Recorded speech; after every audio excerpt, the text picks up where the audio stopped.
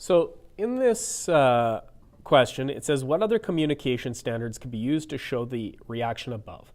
So the reaction that they showed us on question 3 was the combustion of ethanol, and it told us there was negative 1.21 kilojoule per mole. This is molar enthalpy, and this is one way that we communicate information about the reaction. This is molar enthalpy. And the previous video, we talked about what some of the hidden meaning is, or the exposed information that we get from this. But we have 4 kind of standards of communication that work for this. So molar enthalpy is very good if you've got something like a table of information. It tells a lot of information in a pretty short period of a little bit of space, right? So this tells me that this is the change in enthalpy at standard conditions for the combustion of ethanol as negative 1.21 kilojoule per mole. It's an exothermic reaction. Another standard is to have the reaction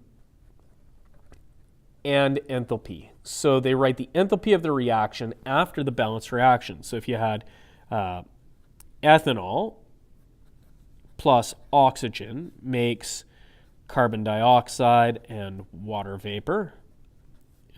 Both of these will be gases. This will be a gas and this is liquid, has hydrogen bonding. Here we've got 2 carbons and we've got 3 waters, because there are 6 hydrogens, 2 carbons, 2 carbons. And over here I've got 2 times 2, so I've got 4 oxygens and 3 more. So I've got a total of 7 oxygens on this side. I have 1, so I need 3 more. So 3 times 2 is 6, plus 1 is 7.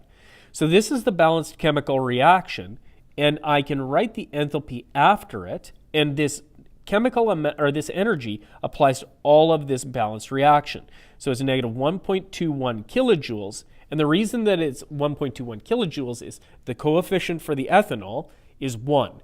So it was negative 1.21 kilojoule per mole. This is 1 mole, so it's the same amount of energy. I don't write per mole here because this energy actually applies to 3 oxygens, 2 carbon dioxides, and 3 water, or chemical amounts of all of those chemicals. So that's reaction and enthalpy, and then you can have the reaction with enthalpy as a term, or energy as a term. And this is pretty common to see in some places, maybe like a biology text or something like that. So we've got our balanced reaction. We already did that. I'm not going to repeat doing that. And if the reaction is endothermic, the energy is written as a term in the reactants because the energy is being used up, right? So we're using that energy from the environment. But here it's exothermic, and so we write the energy as a term in the products. And it's written as a positive term because it's we don't write minuses into our reaction. So we write a positive amount of energy that goes into the products. If it was endothermic, it would have been a positive amount of energy in the reactants. Our final communication standard is, I find the most helpful way to understand and remember things in thermochemistry. So I'm going to write a reaction with a graph. So the chemical potential energy for the reactants, so C2H5OH liquid plus 3 oxygen, 3 moles of oxygen, is exothermic and gives off energy, so delta H, and it makes 2 CO2s and 3 H2O gas. And there's this is going to be a euphemism like reaction coordinates or time or reaction progress, something like that. I'll put time, but it's rarely actually labeled very much. This is saying the reactants are becoming the products, and this is the reaction arrow.